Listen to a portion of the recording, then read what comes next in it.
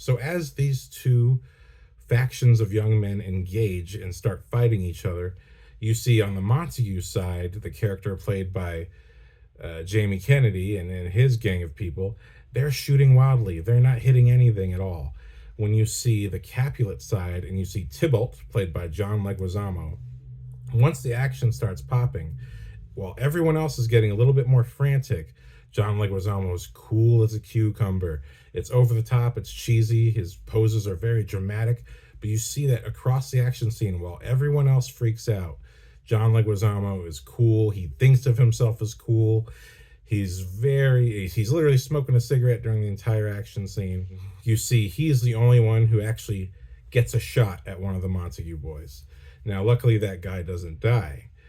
This explodes into an even bigger action sequence that mostly happens off camera, but you see that the carnage caused by this battle is stirring up the whole town. People are running, there's traffic jams, people are scared on the streets, and we have the prince, or the sheriff, the chief prince, I think he's called in the movie, played by an excellent actor who's also a really great director. The prince arrives, and at the moment of truth, when Tybalt and Benvolio both have guns drawn at each other, you know that this might just be the last moment of both of their lives. Just at that moment is when the prince shows up to break up the action. And so while we get this huge action sequence that on the surface, it's kind of over the top, it's kind of goofy, but what exactly is it that defines the character during this action scene? Well, I already said it for Tybalt. Tybalt, once things exploded, was cool as a cucumber. He's the only one who got a shot on one of the Montague boys. But Benvolio, before the fight happened, he was actually trying to stop it from happening.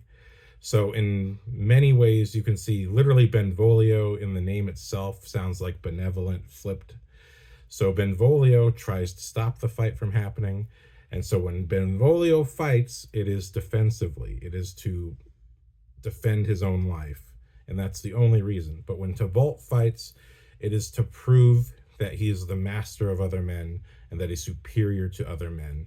This is his character and his attitude, which is why he's so dramatic and so in charge of himself in the moment, and why he literally in his own lines says he loves to fight and he loves to kill Montagues.